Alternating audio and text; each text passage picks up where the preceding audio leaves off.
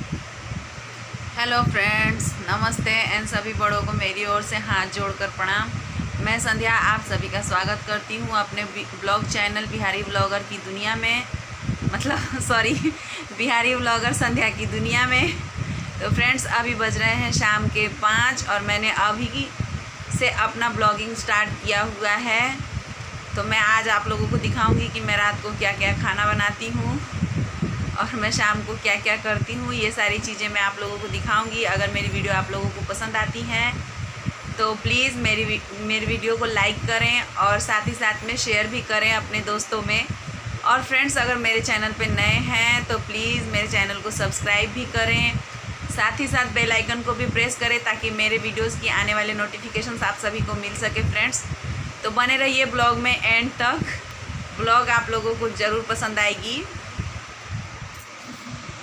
So friends, ये सुबह की क्लिप है। सुबह के 6 बज रहे हैं और मैंने अपना गर्म पानी वानी पी लिया है और मैं फ़्रेश भी हो गई हूँ। उसके बाद मैं यहाँ छत पे चली आई थी छत को झाड़ू लगाने, क्योंकि हर 2-3 दिन में एक बार छत को झाड़ू लगाना ही पड़ता है। बस फ़र्क ये है कि सिर्फ मैं ही नहीं लगाती हूँ, सभी लोग लगाते हैं, इसलिए हफ्ते में एक आध दिन सबकी बारी आ ही जाती है।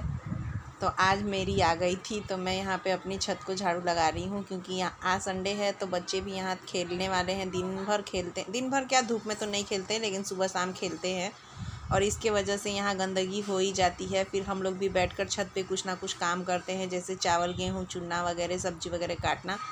तो इस वजह से थोड़ी बहुत करके गंदी हो ही जाती है छत।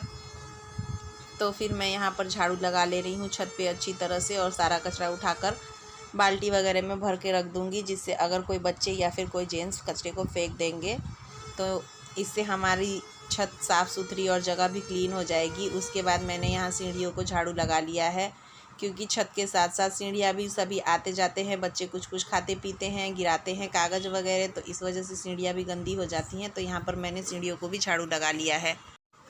उसके बाद फ्रेंड्स, सीढ़ियों को झाड़ू लगाने के बाद मैंने यहाँ कपड़े धोए हुए थे तो मैंने यहाँ अपने कपड़े भी सुखा लिए हैं। और मैंने कपड़े लगाते वक्त दिखाया नहीं आप लोगों को, क्योंकि मेरा ट्राइपॉड कहीं रखा हुआ था और फिर मिला नहीं। ये देखिए फ्रेंड्स, मेरे छोटे बेटे की करतूत। ये शीशे का इसमें पानी, रंगीन पानी भरा हुआ था और इसमें किरकिरी भरी हुई थी और थर्माकोल के बॉल्स थे। ये मेरे बड़े बेटे का खिलौना था, उसने अपने लिए दशहरे के मेला में ख़रीदा था। और ये देखिए मेरे छोटे बेटे ने खेलते खेलते ये चादर पे ऐसे फोड़ दिया है, और देखिए ये तकिए से ढक दिया है ताकि किसी को पता ना चले कि उसने किया है, और मम्मी और पापा मारे ना, इस वजह से डर से सो गया है। और जब मैंने ये देखा है तो मैंने ये रिकॉर्ड कर लिया है। अब जब उठेगा तो मैं ये चादर को साफ़ करूँगी। साफ़ क्या करूँगी, चादर डायरेक्टली हटाऊँगी और दूसरा चादर बिछाऊँगी। तो बच्चे भी ऐसे ऐसे करामात करते हैं कि क्या बताऊँ। अभी तो मैंने देख लिया, अगर इस जगह पे कोई हाथ पैर रख देता या सो जाता तो ये देखिए कितने नुकीले ये कांच निकले हुए हैं, किसी को भी ये लग सकती थी।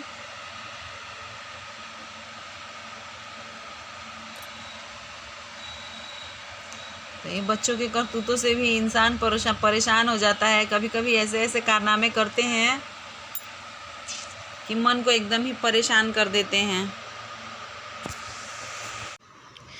तो ये भी हमारे घर का एक सदस्य ही है, और ये देखिए कैसे ये एलोवेरा के पीछे जाकर छुपा हुआ है पेड़ पौधों में, क्योंकि ये कभी कभी छत पे आता है, हमेशा ये अपने पिंजरे में होता है और कभी कभी आता है। इसे बच्चे बहुत ज़्यादा परेशान करते हैं, फिर इस वजह से ये हमेशा ही छुपा होता है। इसे हमने बाहर निकाला, फिर जाके वहीं छुप गया। और फिर यहाँ पर ये शाम के कुछ बर्तन थे, शाम के क्या दोपहर के बच्चों के खाए पिए हुए बर्तन थे 2-4, तो मैंने फिर इसे भी बैठकर यहाँ पर धो लिया है।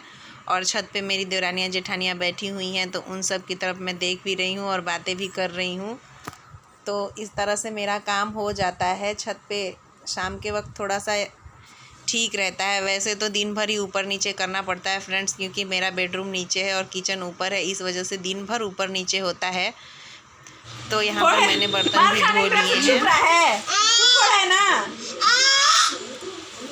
किसी को लग जाता तब? आपसे मत फोड़ना है ऐसा कांच का सामान, हाथ पैर में गड़ जाता है। चलिए स्टॉप कर, चलिए स्टॉप कर, स्टॉप कर।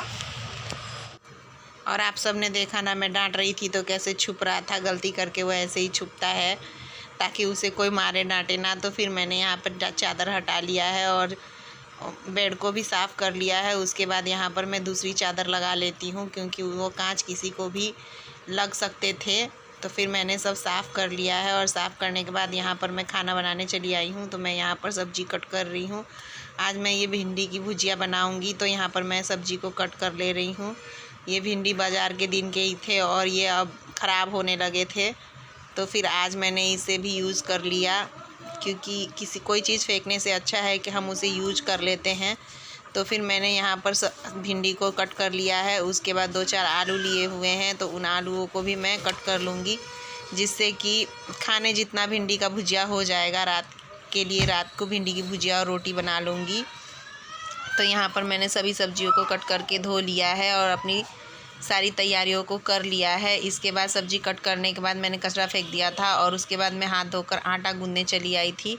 तो यहाँ पर मैंने आटे को भी अच्छी तरह से मसल कर गूँध लिया है, क्योंकि हम आटा जितना अच्छा मसल कर गूँधते हैं, रोटियाँ उतनी अच्छी बनती हैं।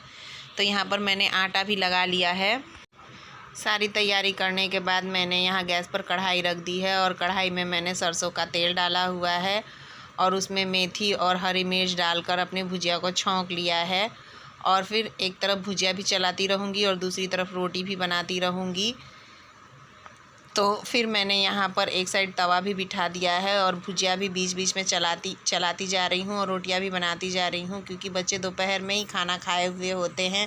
शाम को 1 गिलास दूध के अलावा कुछ नहीं पीते खाते, इस वजह से फिर उन्हें भूख लग जाती है।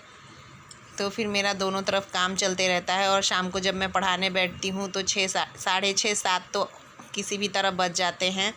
तो उसके बाद उन्हें भूख लगी होती है। उन्हें पढ़ाने के बाद मैं आती हूँ यहाँ पर खाना बनाने। तो उनका होमवर्क वगैरह मैंने कंप्लीट करवा लिया था। उसके बाद यहाँ पर मैं रोटियाँ और भुजिया बनाती जा रही हूँ और फिर जैसे ही खाना बना लूँगी तो उन्हें खाना दे दूँगी। तो मैंने यहाँ भुजिया में नमक हल्दी डाल दिया है और ढक दिया है और साथ के साथ मैं इधर रोटियां बनाती जा रही हूँ। 10-12 मिनट में मेरी भुजिया हो जाएगी।